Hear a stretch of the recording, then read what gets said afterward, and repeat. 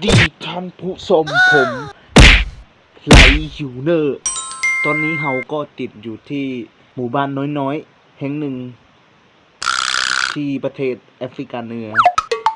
ซึ่งผมก็บ่รู้ว่าจะเฮ็ดอะไร ดังนั้นผมจึงมาอัดคลิป เพื่อคนจะเข้ามาเบิ่งแล้วคนจะได้มาช่วยผมออกไปจากบ่อนนี้ ผมก็ติดอยู่ที่นี่ก็ประมาณ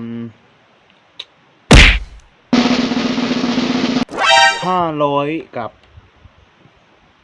48ชั่วโมงกูไม่มีโมง ถ้าคุณเข้ามาเบิ่งคลิปผมที่อัดไปแล้วก็กรุณา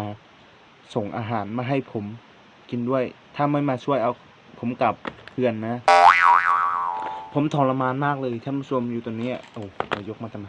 บอมีสาระอย่างเลย ผมโคตรทรมานเลยนะอยู่ตัวนี้อยู่บนนี้ที่นอนก็บ่มีการติดอยู่ในป่านะมันย่านเนอะมียุง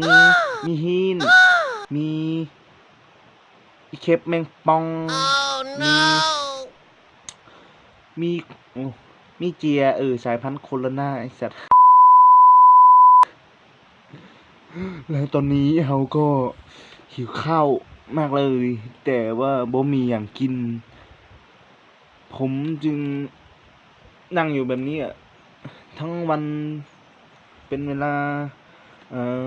หลายร้อยปีผมบ่ได้กินอย่างเลยทั้งหูที่ผมต้องการคาร์โบไฮเดรตแมกนีเซียมโพแทสเซียมคาร์เดียมคาร์โบนัตอะไรก็ไม่รู้ประมาณนั้นทำนองนั้นโปรตีนแล้วก็นิ้วมือโปรตีนแล้วก็โป้มือ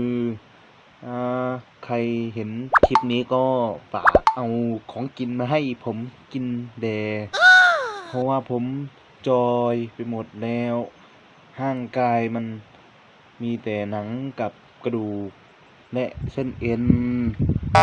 และหนวดก็ออกไม่มีอันเทผมต้องลาพวกคุณไปณบัดนี้แล้วคุณจะว่าเสียงซ่าอย่างก็บ่มีอย่างไรนะ